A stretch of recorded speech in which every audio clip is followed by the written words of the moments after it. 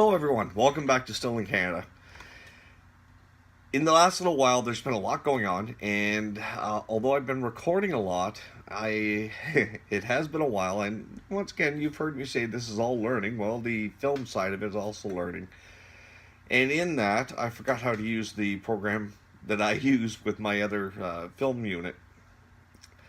Right now I'm using the cell phone, which to me that's really easy to work with, and this allows me to at least give you a quick update as to what's going on and what's coming up. So behind me, right over here, see it right there, that is the still, and right now it has 3 bubble chambers onto it. We've done one cleanup. You're going to see a bit of that where we did a vinegar run, and then we made some changes and we threw in the extra 2 columns, and you'll see part of that as well.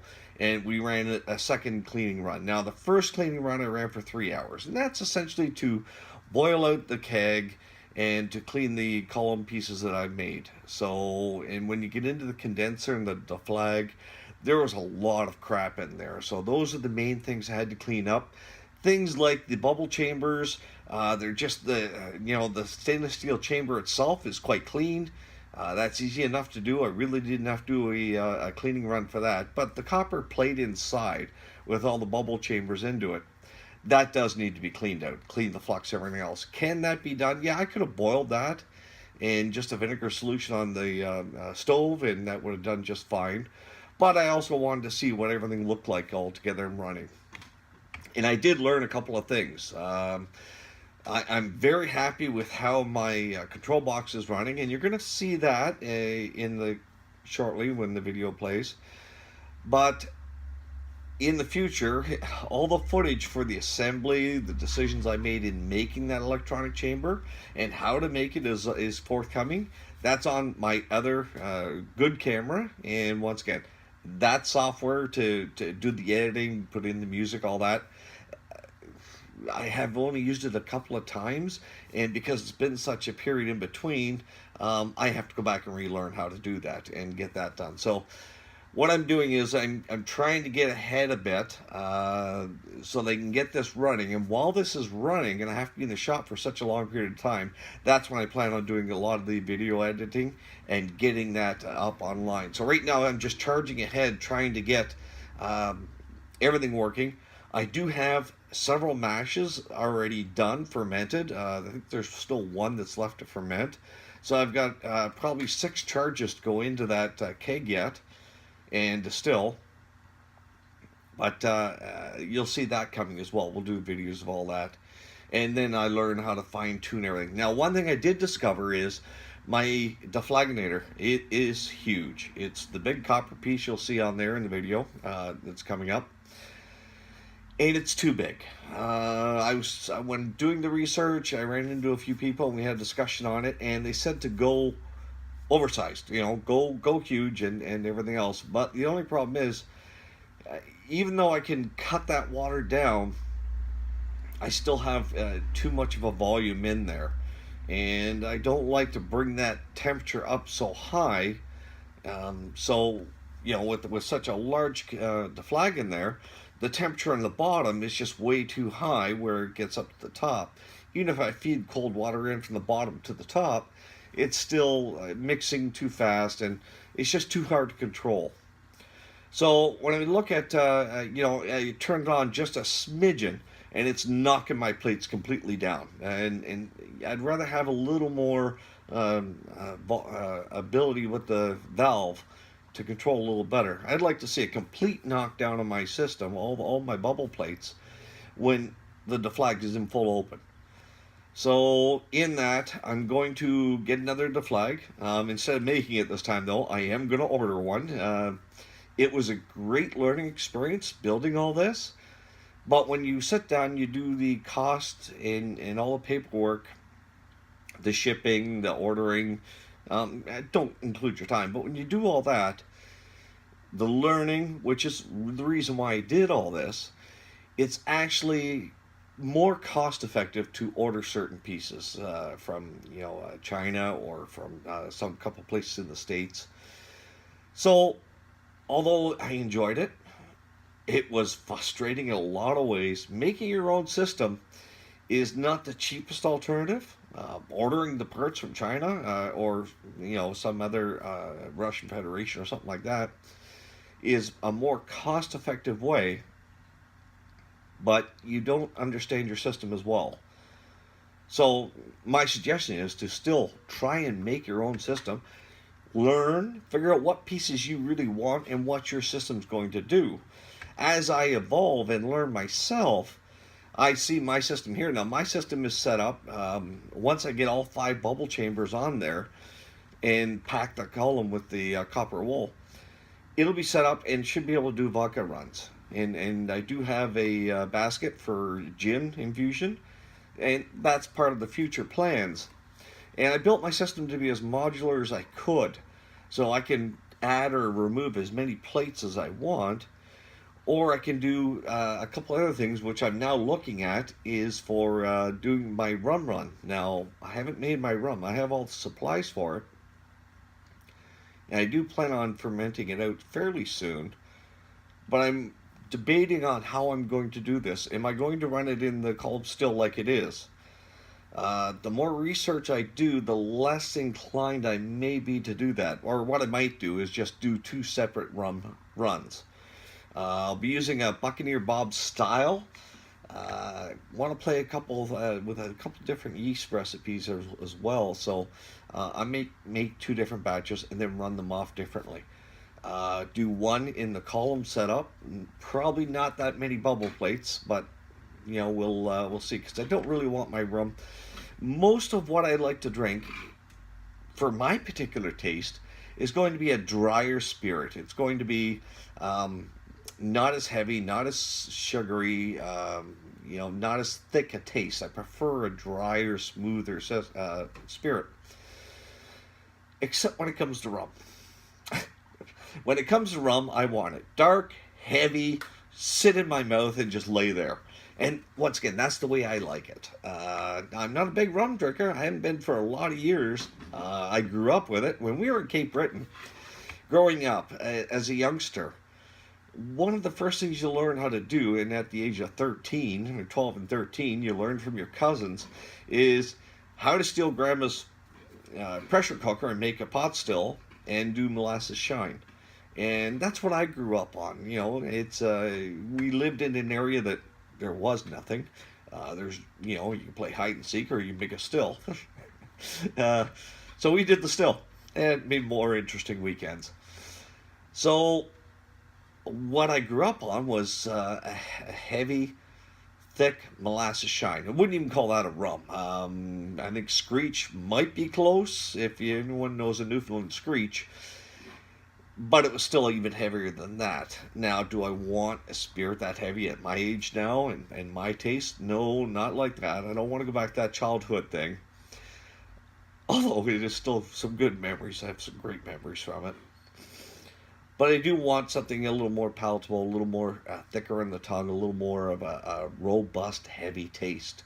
Which I don't want that in my whiskey or spirits, because I find that too much. So as I taste, and I've been testing a lot of the spirits in my area, there's a lot of moonshine being offered from distillers, and there's only one I've really, really liked so far. The rest I find just too heavy, too thick. So that's the reason why I do have the bubble plates in here, and I can knock it down right in the still. Once again, going back to the rum, when I do the rum, you're going to see the still change a bit. So I'm going to get rid of the bubble chambers.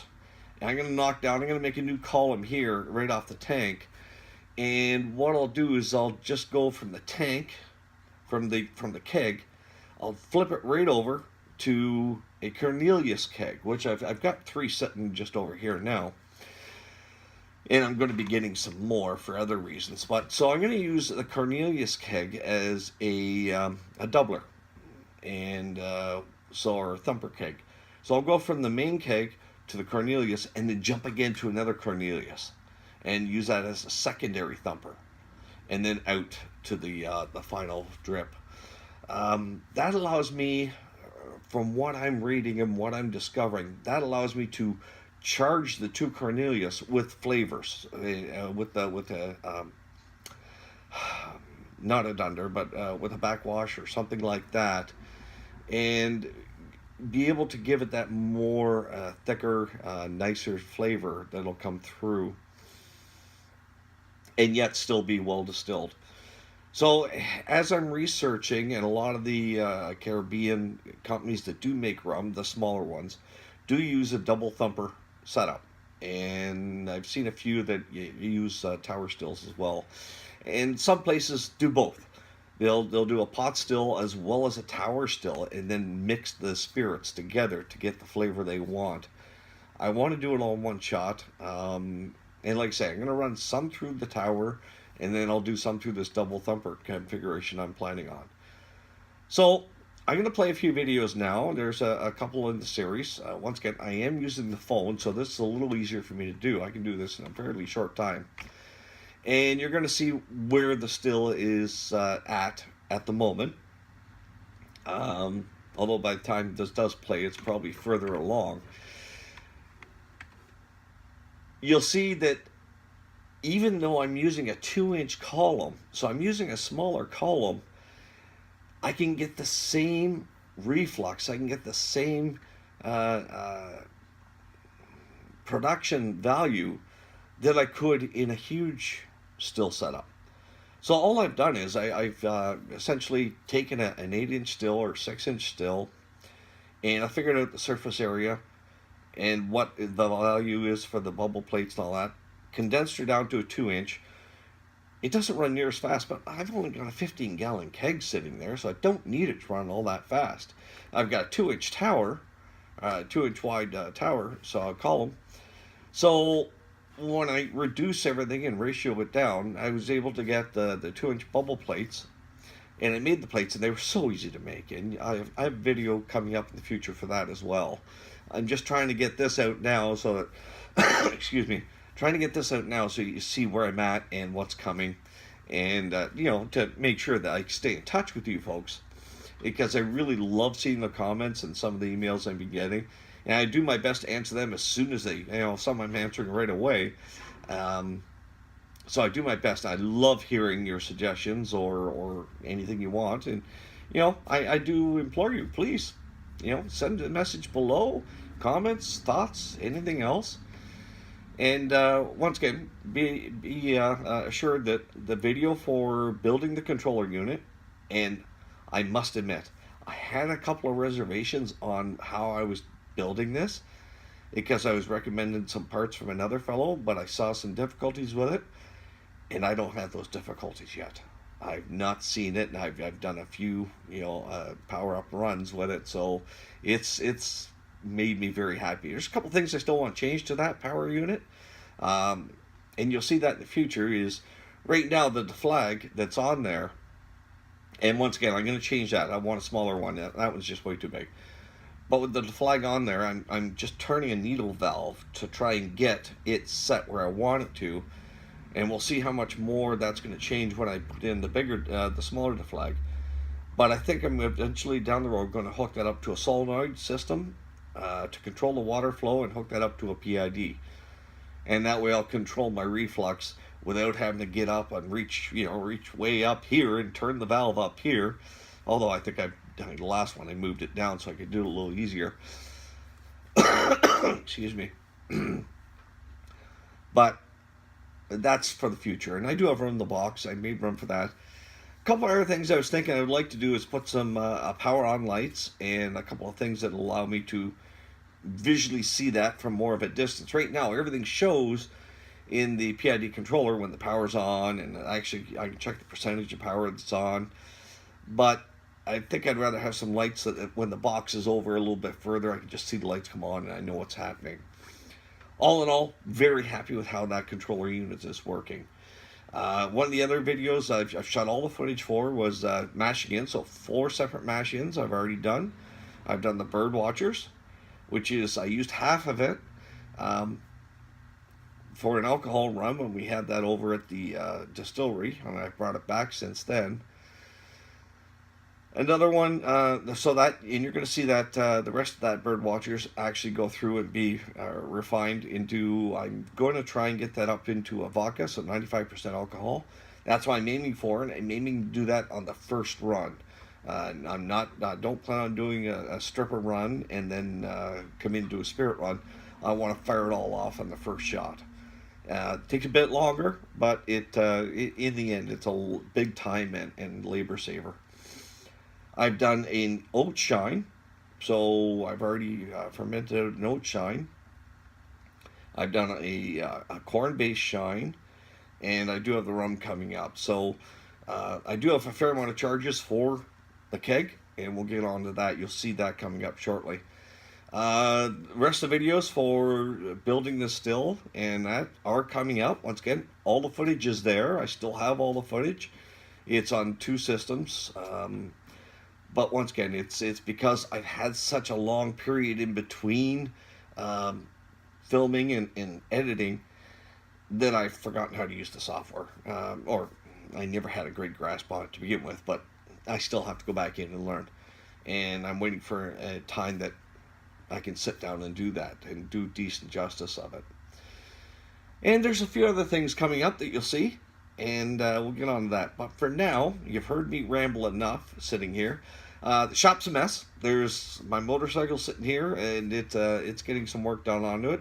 There's an MGB sitting in behind there, and there's a couple of Daleks over in the corner here. So once you load in those things that weren't here before or were periodically here, the shop got compressed and stuff got moved all over the place. So that'll clean up as well. But for now, let's get on. Let's have a look at how this thing's running and have a look at the bubble plates. It's really fascinating. Just love it.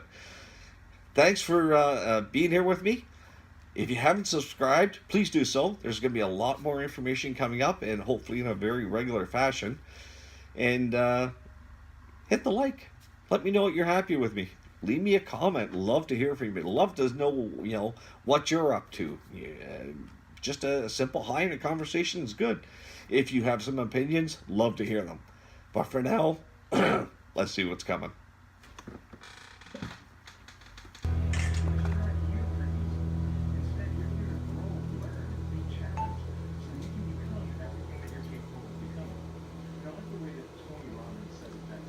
Now this is just one bubble plate in the chamber due to height restrictions. And this is just a cleaning run with vinegar, so we're stuck with a little bit of height problems.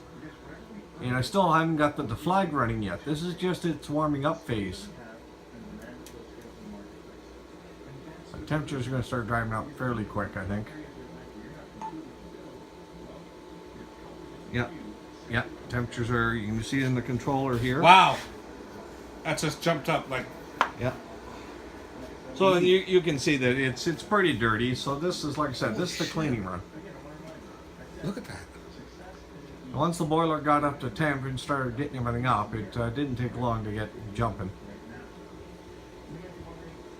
And once again, it's straight water and alcohol. That's why there's so much liquid in here right now.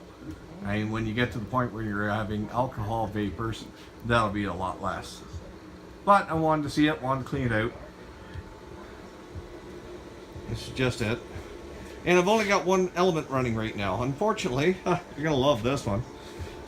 When I picked up, both plugs are identical. Except this one here is a 120 volt. Whoop. And we need 220. So, that'll be next. I got to go grab that. Are we going to leave this running while we go? Oh no, we're going to shut it down. I'm going to run off, get that. Plus I got to get a couple more hoses because I changed some of the design layout and I didn't bother picking up all the hoses for the deflag and the condenser. So that's next. Got to grab all that.